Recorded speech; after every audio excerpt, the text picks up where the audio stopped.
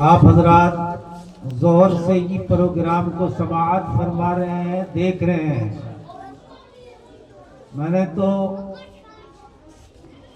عصر کے بعد ابھی یہ 20 منٹ کا پروگرام دیکھا ہے۔ بڑی فرحت اور مسرت ہو رہی ہے، خوشی ہو رہی ہے۔ اس پہاڑ کے دامن میں اور میواتی زبان میں اگر یوں کہیے کہ کرکھیتر میں ایسا باغ لگا رکھا ہے قاری رکن الدین صاحب نے، اللہ تعالیٰ ان کو جزا خیر مرحمت فرمائے،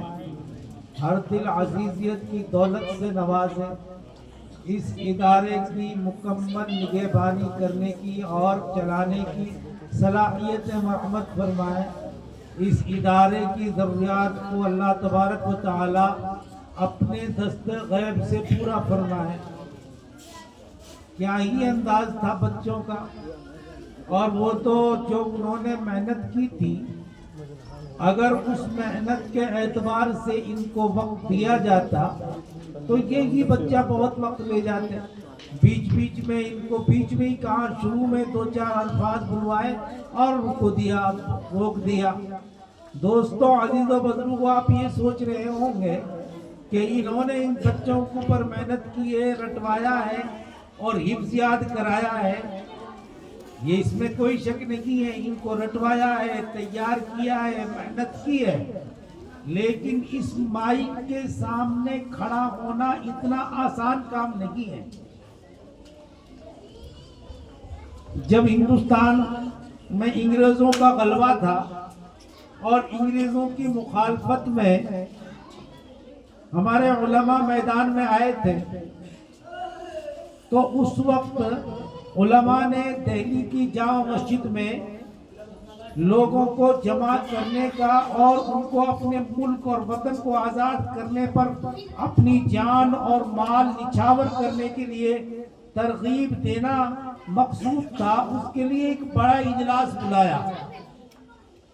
لیکن حال یہ تھا کہ اس لوگ اکھاڑے اور پہلوان تھے، اکھاڑے کے آدمی تھے اور پہلوانوں کو دیکھتے تھے۔ تو حضرت علامہ ابوالکلام آزاد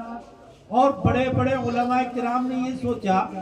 کہ ہم اپنے پروگرام میں رستم پہلوان کو دعوت دے دیں اور اس کا نام بھی اشتہار میں دے دیں، اور جب ان کا نام لوگ اشتہار میں پڑھیں گے تو بڑی تعداد ان کا نام دیکھ کر پڑھ کر پروگرام میں شرکت کے لیے، ان کی زیارت کے لیے، ان کو دیکھنے کے لیے آ جائے گی، اور ان کے آنے پر ہم اپنی بات ان کے سامنے رکھ دیں گے۔ تو ہندوستان کا بڑا پایہ ناز طاقتور پہلوان تھا، بڑی بڑی کشتیاں جو ہے وہ سر کر دیتا تھا، باہر ممالک میں بھی لوگ ان کو جو ہے جانتے تھے، عراق اور ایران میں بھی وہ کشتیاں لڑتا تھا، بڑا بہادر آدمی تھا۔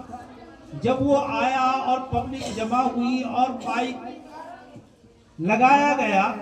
تو رستم پہلوان کو جب تقریر کرنے کے لیے دعوت دی گئی تو رستم پہلوان جب مائک کے سامنے کھڑا ہوا تو سر سے لے کے پیر تک پسینہ پسینہ ہو گیا۔ ہاتھ ملانا اور ٹھوٹ پہ لے کے پٹک دینا اور جو ہے اس کو جو ہے چت کر دینا یہ آسان ہے، لیکن نظامی اعتبار سے بات لوگوں کے سامنے پیش کرنا یہ بہت مشکل ہے۔ بس گھبرا گیا اور پسینہ پسینہ ہو گیا، اور جب اسے کوئی کہنے میں بات نہیں ملی کہنے کو تو کہنے لگا کہ بھئی کثرت میں ہی برکت ہے، کثرت میں ہی برکت ہے، اور کثرت کرو، اور ڈنڈ بیٹھک لگانا شروع کر دیا۔ تو دوستوں، عزیز و بزرگوں،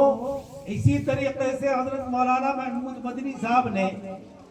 دارالعلوم دیوبند میں ایک پروگرام کیا، اجلاس عام،